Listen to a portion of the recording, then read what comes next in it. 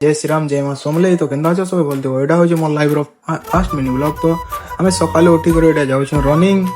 तो मोर संगे जाउ छ रोशन भाई। तो आमे जाउ छ एटा देखि परतो रनिंग करी। तो फाइनली आमे टिके रनिंग करमा टिके तार पर एक्सरसाइज। तो एटा हो लास्ट 15 दिन आस्ती को जंगरो थिला तबे पुशअप के मार दे का पर बोले सी दिन या टिके बॉडी टिक गरम रहबा भल लगवा। तो सब एक्सरसाइज सरला परे आमे पले आसो मोर छप पे देखा को। तो आमे छिन पले आसो नदी के गाधवार लगी आज थिला डोंगा उंधावर। तो आमे आसनो क्या बसे गाधी गुधा देनो गाधी गुधा सरला पर आमे डोंगा किने कर देनो से भलावा बहुत ठंडा लागे छे। मी आर मोर देवन पानो हलो छु। तो तार पर देखि परतो सुंदर हम सकाल पे असलांडो मस्त है सभी गाधी चलेनो।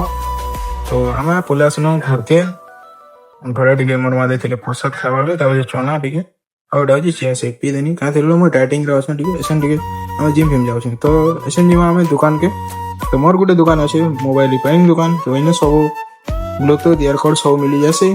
तो मोबाइल माने ऑल टाइप रो सजासो हमें।